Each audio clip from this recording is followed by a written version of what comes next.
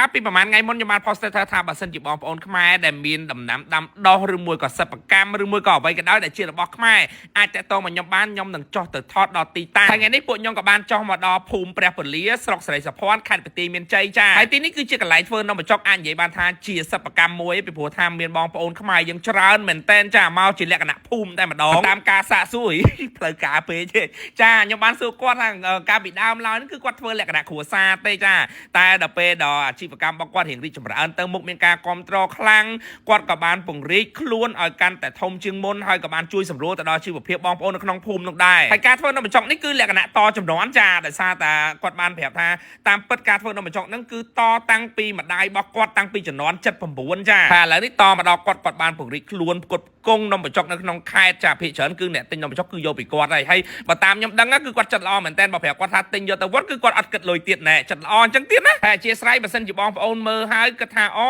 មិនអត់ពាក់ស្រោមដៃមិនប្រើដៃផ្ទាល់អញ្ចឹងតាមពិតអាហ្នឹងគឺធ្វើនំបញ្ចុកគឺពាក់ស្រោមដៃគឺធ្វើអត់កើតទេចាអាហ្នឹងគឺបរមរានយើងពីដើមមកគឺមកអញ្ចឹងហើយប៉ុន្តែគាត់មានអនាម័យលាងសម្អាតដៃបានស្អាត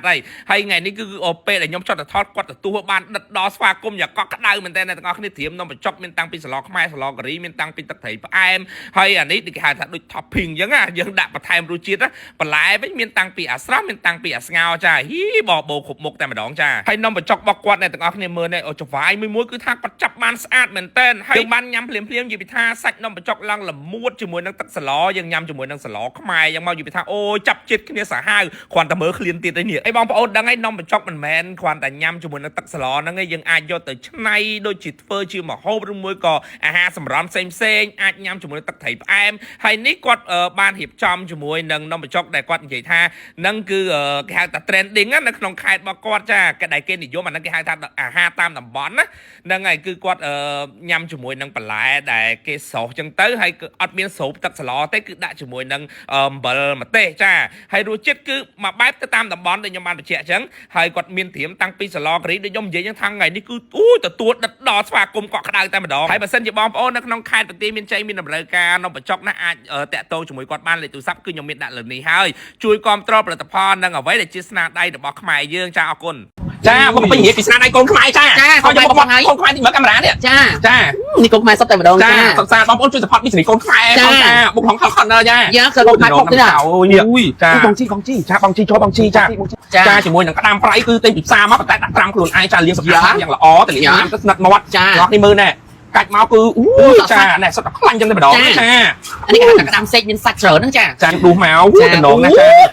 បានចាញ់គាត់គេធ្វើទៅយូរមនុយមួយហ្នឹងគឺខ្ញុំហ៊ានតានីឲ្យអ្នកនរគ្នាញ៉ាំអត់ឆ្ងាញ់គឺថាសងលុយវិញតែម្ដងចារសជាតិគឺឲ្យអួយចាគឺដាច់មែនតើគឺមនុយហ្នឹងគឺដាច់ទេមែនឆ្ងាញ់ហើយបញ្ជាក់ណាក៏ពេញនិយាយគឺពេញនិយាយរបស់ខ្មែរយើងតែម្ដងណាចា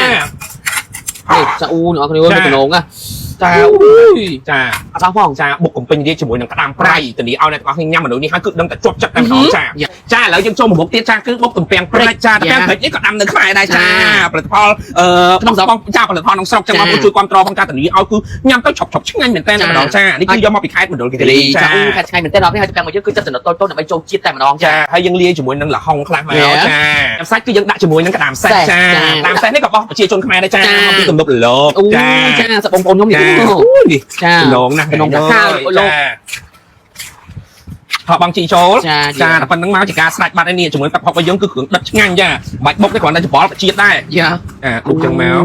អូយចានិយាយតាមតបុកប៉ុណ្ណានៅនេះចាហៅផងនោះគឺដាក់ឲ្យមកឆ្ងាញ់ម្ចាស់ដៃហ្មងចាញ៉ាំសិត2អ្នកម្ចាស់2អ្នក3អ្នកអស់ផងច្រើនខ្លាំងណាស់នេះមើលអូយចឹងថ្ងៃនេះយើងមានពីរមុខចាទី1គឺបុកទំពាំងព្រៃក្តាមសេះចាទី2បុកកាពីជាមួយនឹងក្តាមប្រៃចាជាស្នាដៃកូនខ្មែរពិត 100% ចា